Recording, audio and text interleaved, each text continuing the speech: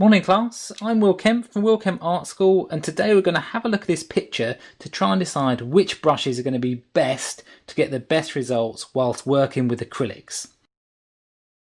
Here's an array of brushes, but often when you go to the art store you see them all and you don't know which one to pick up or which one to start with. When you look at a brush for the first time and you feel it, it's often quite hard, and it's because it's been given a protective coating just to keep it in its shape.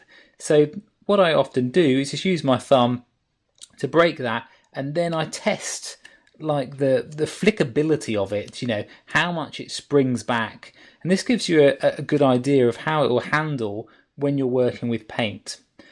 Different paints behave differently and at different thicknesses. So an oil paint would be the thickest, and then acrylics are still thick but not as thick as oil paints, and watercolours are the easiest to move around. So that basically means that you need stiffer hairs on your brush to move oil paints than you do watercolours. So traditionally with oils you'd use hog hair brushes. So this is a hog hair here, and you'll see, if you listen to that,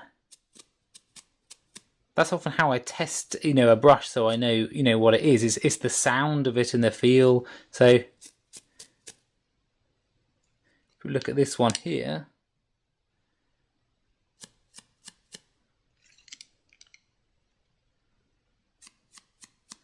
I might be able to play a tune out of these. So if we look at the difference here, this is a pure hog. This one is a mix between hog hair and a synthetic, and this one is one which is mostly synthetic, which has been designed to use for acrylics.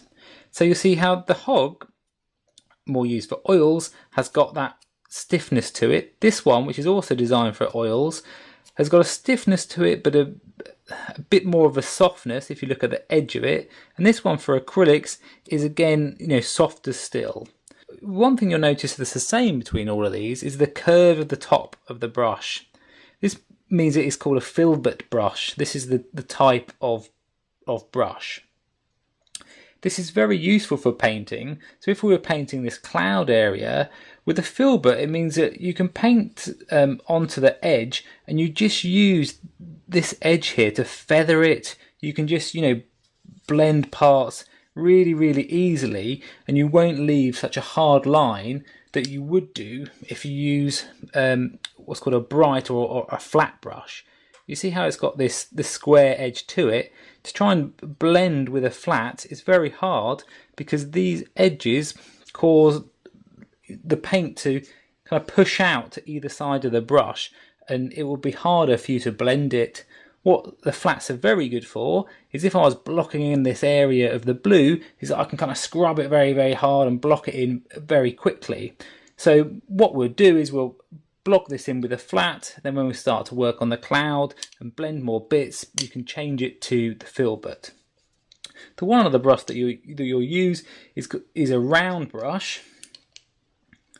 It's quite a small one, but this is just a little round sable brush, and you'll see there it's got a nice spring to it, but it's very soft to the touch in comparison to, say, the hog hair brush. This means that when you're blending, what you can do is just very subtly feather the edges, and it won't make a brush mark, and you can just get a very smooth transition. If you try to do that with the oil brush, of course you do that and you get all the brush marks that show up. So forgetting the fine details, say this edge of the shape here, or maybe some of these lines, I'd use a round that you can just follow the shapes very easily, and then I'll swap to the filbert to block them in. We've seen how to mix colours, what brushes we're going to use. Now all we need to do is draw it out and start painting.